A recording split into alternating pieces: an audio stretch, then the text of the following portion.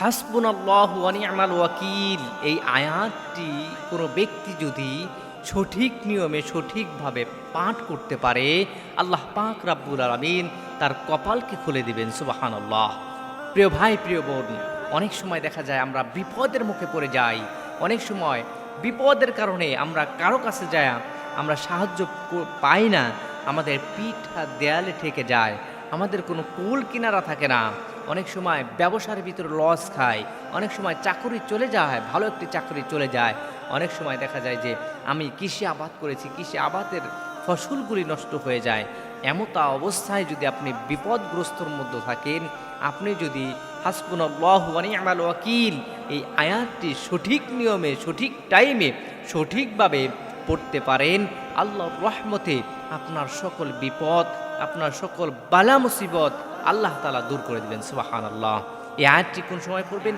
এই আয়াতটি এশারের নামাজের পরে আপনি এশারের নামাজের পরে আপনি গভীর রাত যখন হবে, এশারের নামাজ তো পড়বেনই, ফরজ ইবাদত করবেন।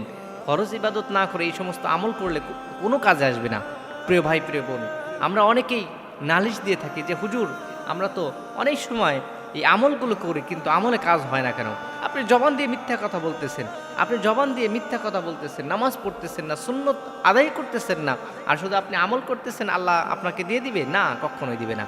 এজন্য আপনাকে সঠিক পথে চলতে হবে আর আমল করতে হবে। এশারের নামাজের পর আপনি খাবার দাবার খেয়ে ঘুমিয়ে যাবেন।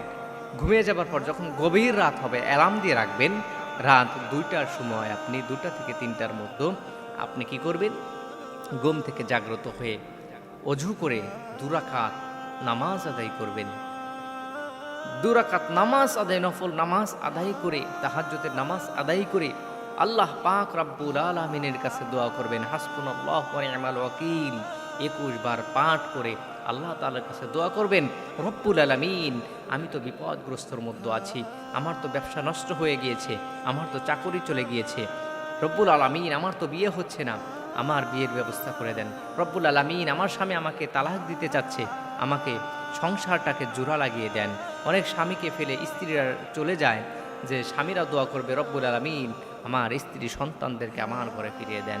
আল্লাহ তাআলার কাছে রাতের গভীরে নামাজ পড়ে আল্লাহ তাআলার কাছে দোয়া করেন, 100% আল্লাহ পাক রব্বুল আলামিন আপনার দোয়া কবুল করবেন। কিন্তু আমরা কি করব? আমরা রাত ভর আমরা মোবাইল টিপবো, কিন্তু আমল করব না। এই বাজে অভ্যাসগুলো আমাদের মধ্যে আছে।